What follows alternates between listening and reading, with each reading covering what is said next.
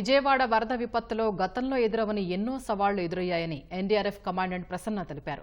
సాధారణంగా పట్టణ ప్రాంతాల్లో వరద 3 రోజులు మాత్రమే ఉంటుంది. కానీ ఇక్కడ 8 రోజులు ఉండటం తొలిసారి చూశామన్నారు. విజయవాడ వరదలు తమకు కొత్త పాఠాన్ని నేర్పాయని ఆయన చెప్పారు.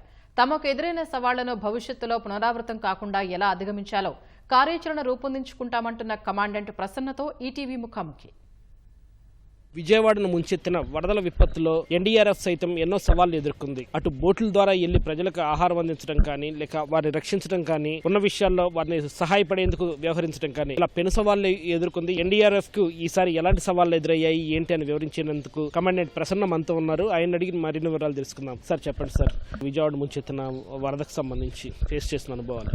ఎన్డీఆర్ఎఫ్ కి సంబంధించినంత వరకు మాకు అర్బన్ ఫ్లడ్స్ ఎలా డీల్ చేయాలనేసి ముందు నుంచి మాకు అవగాహన ఉంది. ఎందుకంటే మా ఎన్డీఆర్ఎఫ్ టీమ్స్ ఇంతకు ముందు ఢిల్లీ గానీ, తర్వాత బెంగళూరు గానీ, బాంబే గానీ, హైదరాబాద్ గానీ, పూణే అన్ని సిటీస్ లో అర్బన్ ఫ్లడ్స్ ఎలా డీల్ చేయడం అనేది ఒక అవగాహన ఉంది. సో దాంతో కంపేర్ చేసుకుంటే విజయవాడలో వచ్చిన ఈ ఫ్లడ్స్ ఏంటంటే కొద్దిగా లాంగ్ టర్మ్ డ్యూరేషన్ అనమాట. నార్మల్ గా ఏంటంటే 2-3 days కల్లా వాటర్ రిసీడ్ అయిపోతుంది. సో నార్మల్సీ వచ్చేస్తుంది. ఇక్కడ ఏంటంటే కొద్దిగా లాంగ్ టైం తీసుకుంది. బుడమేర నుంచి ఏదైతే వాటర్ వచ్చిందో బండ్స్ లీకేజ్ వల్ల అదంతా ఇవైనాయి అనమాట. ఎట్లయినా స్టేట్ గవర్నమెంట్ ఏంటంటే వార్ ఫుటింగ్ బేసిస్ మీద చాలా కష్టపడి దాన్ని ఫిలప్ చేయడం వల్ల సో ఆ బండ్స్ కంప్లీట్ గా ఫిలప్ చేయగలిగారు. దాంతో ఈ రోజు చూస్తున్నాము వాటర్ చాలా చోట్ల రిసీడ్ అయిపోయింది. సో నార్మల్సీ చాలా క్విక్ గా వచ్చేసింది అనమాట.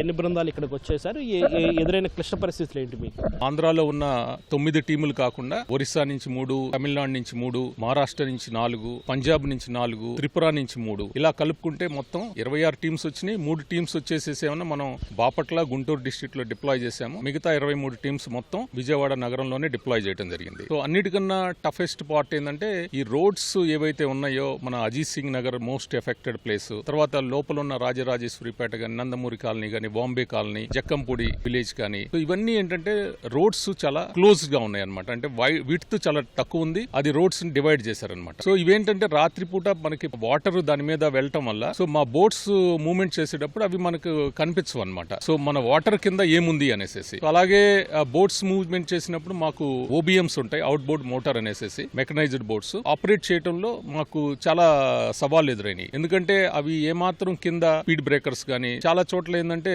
బైక్స్ కూడా కొట్టుకొచ్చేసేసి ఆ కింద ఉండిపోయినాయి. సో మేము బోట్ మూవ్మెంట్ చేసేటప్పుడు ఆ ఓబిఎంస్ కి అవన్నీ తగిలి చాలా చోట్ల డ్యామేజ్ జరిగినాయి. ఆ తర్వాత మేము ఎక్కువ మాన్యువల్ గా ఆపరేట్ చేసాం అనమాట ఆ బోట్స్ తోటి. అది కొద్దిగా ఎక్కువ టైం తీసుకుంది అనమాట. సో అది ఒక పెద్ద ఛాలెంజ్. ఇక్కడ సింగనగర్ ప్లేస్ లోపలికి వెళ్తే అటు బాంబే కాలనీ అటు సైడ్ వెళ్తే కనుక ఫస్ట్ 3 days అసలు ఏది రీచ్ కాలేని పరిస్థితి. తర్వాత డ్రోన్స్ తీసుకొచ్చి వెళ్లే వరకు కూడా ఏది రీచ్ కాలేని పరిస్థితి. ఓవైపు జనాలు చాలా ఇబ్బందులు పడటం చూసి కూడా ఆ ప్లేస్ కి వెళ్ళలేకపోయాం అన్న ఫీలింగ్ ఎలా కలిగింది? అసలు ఆ ఛాలెంజ్ ఎలా చూసారు మీరు? సో అక్కడ చాలా నేరో రోడ్స్ ఉన్నాయి, లేన్స్ ఉన్నాయి. సో మనకేంటంటే మెయిన్ రోడ్స్ మీద వెళ్ళి మనం ఏదైతే మనం అందజేయగలిగామో సో చిన్నగా ఒక్కొక్క ప్రాంతంలో ఓపెన్ చేసుకుంటూ వెళ్ళాం. సో లైక్ ఇప్పుడు మనం ఏదైనా రోడ్డు ఓపెన్ చేసినప్పుడు ఫస్ట్ అక్కడున్న వాళ్ళకి ఇమీడియట్ గా హెల్ప్ చేయాల్సి ఉంటుంది. సో అలా మనం ఒక్కొక్కటి ఒక సవాల్ని అధిగమించి ఇప్పుడు మాతో పాటు రిసోర్సెస్ ఎస్డీఆర్ఎఫ్ వచ్చింది, అలాగే డిస్ట్రిక్ట్ నుంచి వేరియస్ అడ్మినిస్ట్రేషన్స్ అన్ని వచ్చినాయి. కలిసి కట్టుగా మేమందరం పనిచేయడం వల్ల సో ఒక్కొక్క స్టెప్ ఒక్కొక్క సవాల్ని అధిగమించి మనం ముందుకెళ్ళగలిగాం అనమాట. సో దీంట్లో మన రాష్ట్ర ప్రభుత్వం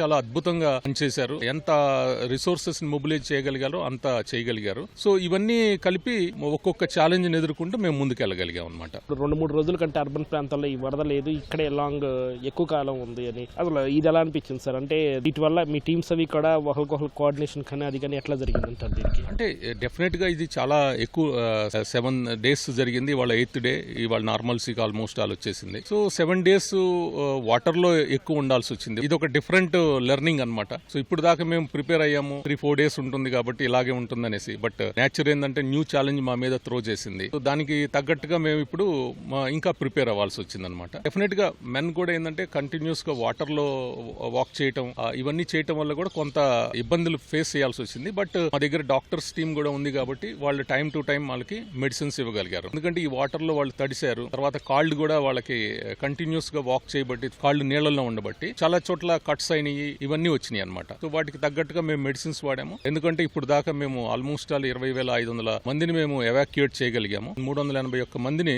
మేము ప్రాణాపాయ స్థితిలో ఉన్నప్పుడు వాళ్ళని తీసుకుని మేము రక్షించగలిగాము మా బోట్స్ ద్వారా. ఇట్స్ ఎ న్యూ ఎక్స్పీరియన్స్ మాకు. ఇది ఎన్డీఆర్ఎఫ్ కమాండెంట్ ప్రసన్న గారి స్పందన. కెమెరా పర్సన్ శేషుబాబుతో VSN Krishna, ETV news, Amaravati.